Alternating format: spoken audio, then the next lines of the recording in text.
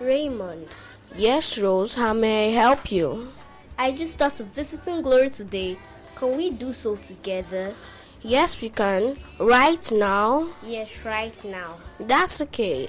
I really feel so sorry for her. She's struggling with her studies and her parents seem not to care. That's true. I'm still yet to understand why her parents are still keeping her in her current school. I think we should find out that from her. Glory, your friends are here. I'm coming. Wow, Raymond and Rose, you're welcome to my house. Thank you. Come in, please, and take your seat. How was school today? Not fine at all. I'm sick and tired of that school.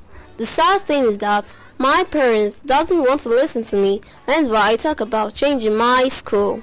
Why are your parents? Why are your parents reluctant to change your school? They say they like the school building and administration. Can we talk to them on your behalf? Please do if you can. A few days ago, I felt so embarrassed when I couldn't answer a simple question. How did you know that the question was simple? The question was later answered by a grade 5 pupil from your new school. Really? A grade 5 pupil answered the question. Just 2 students couldn't answer. So pathetic. Glory, do you remember how people used to call us the 3 idiots? I'm so happy that our parents put us out from that school. What a school that is. A school that looks good outwardly but doesn't provide quality education. Exactly. The teachers are not effective and efficient. That's correct. They're not dedicated and committed teachers. We'll be back by tomorrow to talk to your parents on your behalf. That will be highly appreciated. Bye. Bye. Thank you very much. Who was Raymond? Me? Your name? My name is Obenazuro. Okay, who was Glory? My name is Success Amanzi. And who was Rose? My name is Abel Favor. Thank you very much for that wonderful performance. Thank you. I hope to have you again on the show. Yeah, listeners, this paves the way for the important discussion on the show today. The discussion with Dr. A. James. You know, he has been very supportive. Has been on the show repeatedly. I think the last time he was on the show was in January. I mean, like 4 months ago. And each time he comes on the show, his analysis, his teachings are always very insightful. So today we have to listen to him again, and I want you to listen attentively because it's surely going to drop some words that will edify you and help you pursue your business as you should. Okay, Dr. Maxwell A. James is the CEO Maxi Solutions Company and Consulting Limited. He is a trained and certified a soft skill trainer and many other things he does. So we have to listen to him today. I don't want to go through his profile because it's really going to take so much time. Permit me to stop there. Dr. A. James, welcome to Genius Court on Radio. Thank you so very much, Papani. Nice to thank be here you. Again. Oh, thank you. Good to know that you've joined my kids to call me Papa Annie. Okay, so welcome back, I would say. Yes, you listen to the kids in the short play. They talked about ineffective workforce. Have you observed that in our society? Yes, exactly.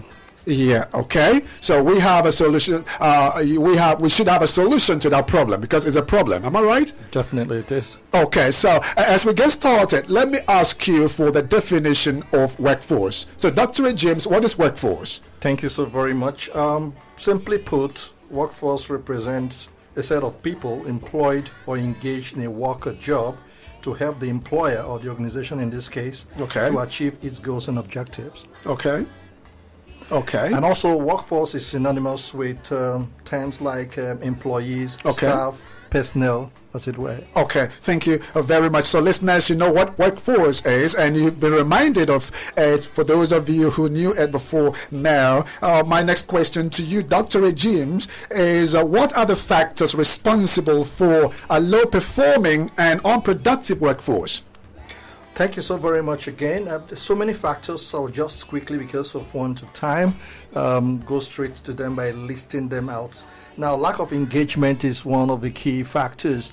When people are not engaged, they're not motivated, they also lack focus and commitment. And we also see insufficient knowledge, skills, and competencies. You talked about insufficient knowledge. How will you explain that? Yes, many organizations. Let me use the schools as a scenario, since we are talking about schools here. Okay. Many schools have teachers who are not competent, who are not skillful, and also who are not knowledgeable. They're more or less quacks. Maybe somebody has finished university or any tertiary institution, and just, okay, you're a graduate, come and work here. But they lack some basic competencies, teaching skills, and also the methodology and the various ways of teaching, because there are various ways you can teach effectively. Okay. Not just being a graduate. You must be taught the methodology. You must be taught teaching philosophy. Okay. You must be taught, how to really impart knowledge to students. Okay. And all that. So many teachers lack this, Okay. and they go to these various schools and they, post themselves as teachers, but they don't have what it takes to really, equip these students and get them ready and prepared for the world out there. Okay, so this leads to unproductive workforce or low performance. Definitely. Okay, so how can organizations raise effective and efficient workforce today? Yeah, that's fine. If you look at the story, the short story, you'll see that clearly in that story, they didn't have competent teachers, as workforce, and that also affected the knowledge base of the students and also the development of the students. And that's why that's, Glory by name, I think, wanted to change school, because he believed that if he changes school, he would do far better than what she was doing in her school currently.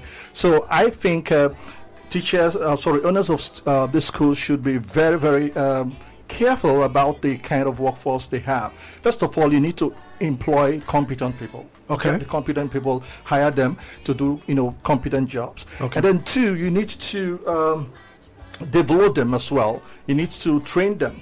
I think I will emphasize on training, because that's the most important thing. Okay. You need to upskill them, because a lot of things are changing today. So make sure that your workforce have the relevant skills, knowledge base, and also skill sets and competencies to be able to impact knowledge to their students, so that when your students come out, you'll be able to compete favorably with other students in other schools, and also be ripe for the world out there. Okay, Dr. James, there's something I have observed amongst the school owners. Some of them don't like training, because they have this belief that once they train the teachers, they walk away, and the fees they paid for the training, is wasted. And because of that, they don't care about training. What advice do you have for them? I think they are ill-informed. If you train your workforce or your employees, you are training them for your own good as well. It's an Okay. investment you're making, Okay. and the return is quite huge and massive. Because if you have competent teachers, they will help to brand your school. Okay. They will make your school to be the best in class. Okay. Because people who come there will be well taught, and they always have the highest grades. Okay. And so people always talk about your school, because the people leaving your school are people that really are competitive. Okay. When they get to the higher institution, they say, "Which school did you graduate from?" "Oh, I graduated from," well, you don't have any school. No. There's school, Royalville International School. That school in particular. Okay. I interviewed a child from that school a few days ago. The child had 5.0 Wow. in her last semester exams. GPA was 5.0, and she's studying medicine and surgery in Alfred Babylon University. And the child was on the show. So what you're saying is true. When they leave, when they graduate, they still do well, Yeah. because of the effectiveness of the workforce in the school. Okay, thank you very much, Dr. Maxwell A. James.